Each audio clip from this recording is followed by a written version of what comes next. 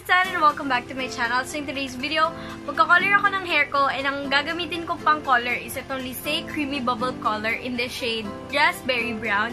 And every summer talaga, nagko-color ako ng hair ko. Pero kapag magsisimula na yung klase, bumabalik ako sa color na black. So since matagal-tagal na nung nagsimula yung klase, and ayan, graduate na nga ako, nag-fade na yung color black, kaya ayan, color brown na siya. Pero in camera, ayan, mukha siyang black, as in black talaga, pero in person kapag yan natapatan ng araw, lalo na kapag natapatan ng araw, talagang lumalabas yung color niya na brown. So ngayon, ito yung napili ko dahil nga, ito may pagka-plum siya or may pagka-red siya, and yun yung gusto ko ma-achieve ngayong summer, yung medyo reddish na brown, ganun. Basta, kahit hindi siya solid red, basta may pagka-red, ganun. And then, i-open na natin yung box niya. So, dito sa box niya, ayan, meron siyang kasama nitong paggawa nung sa foam. Ito yung ipapalit mo dun sa dito sa isang solution. So, ito yung solution 2 pala. Ayan, ito yung solution 2. Yung itsura niya. So, para siyang downy. Hindi mo maintindihan. Basta, color white siya. Ayan. And hindi nga siya nasa kalahati ng bottle eh.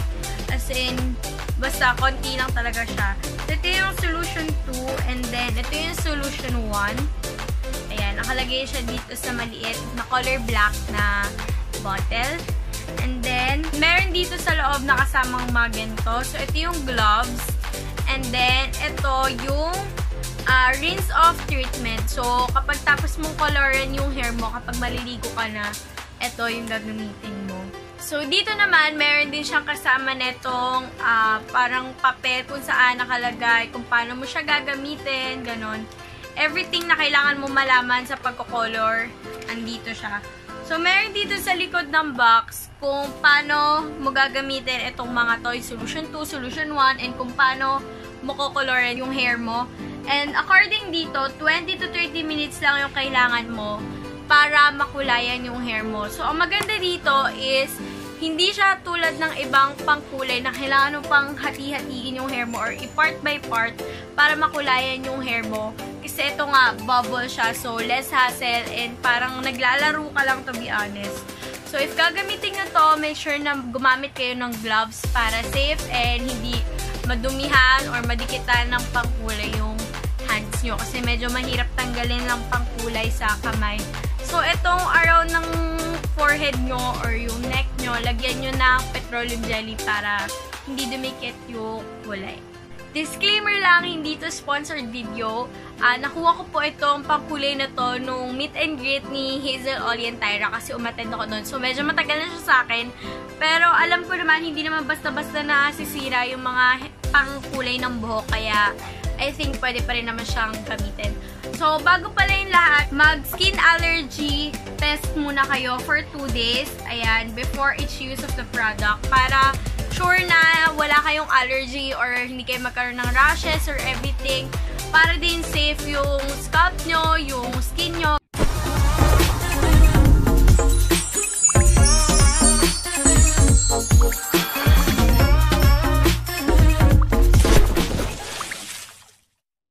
According here, pour solution 1 into solution 2. So, ito po is solution 1 and ito is solution 2. So, ayan. Ay, ito medyo amoy pangkulay talaga siya. As in, pangkulay naman kasi talaga siya, diba? So, ilagay natin itong solution 1 sa solution 2.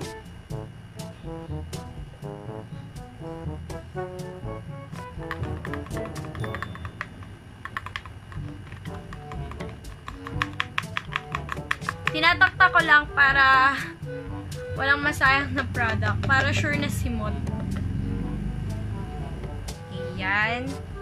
And then, tatakpan ko muna tong solution 1 para walang matapon na kahit ano dito sa pwesto ko. And then, tatakpan ko na itong solution 2 na pinaghaluan ng solution 1 and 2. So, next step, nakalagay is huwag mong i-shake kundi upside down lang.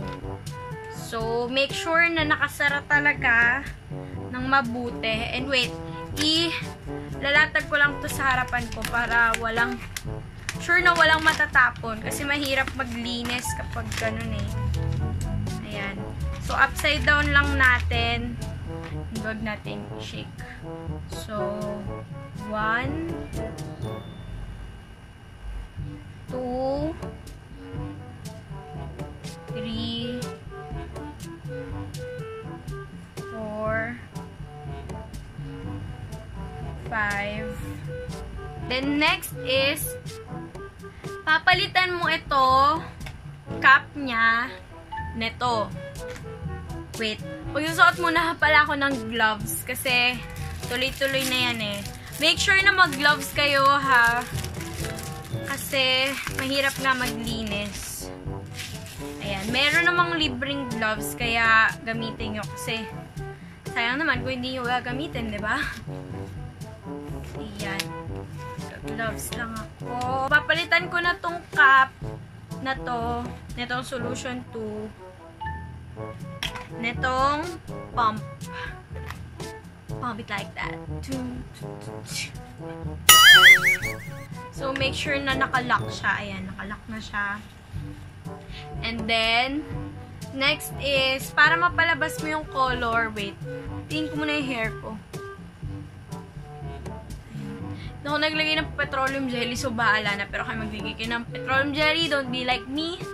So, hindi mo siya ipapump dito, kundi isi-squeeze mo to.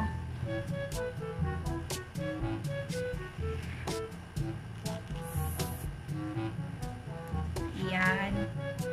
And then,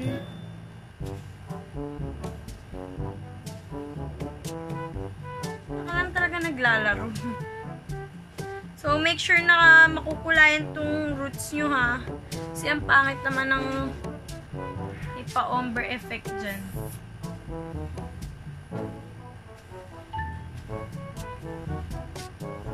Wala siyang strong smell, guys.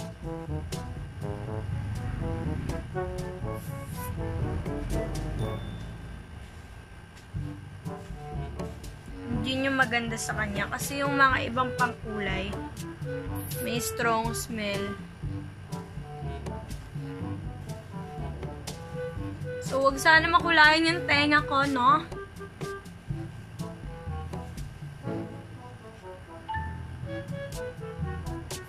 Ayan.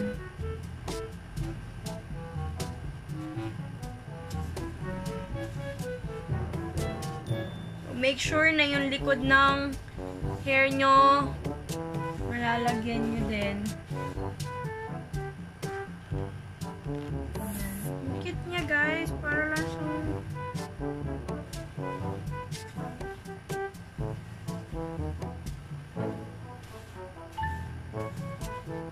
so, make sure yung shirt nyo, yung hindi nyo nagagamitin. Kasi sayang.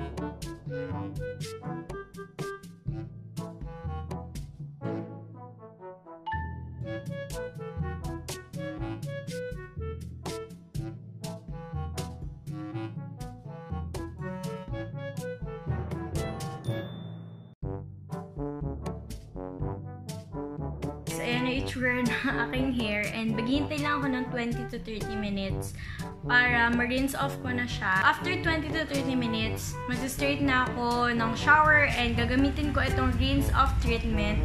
And then, I'll see you guys later after ko mag-shower.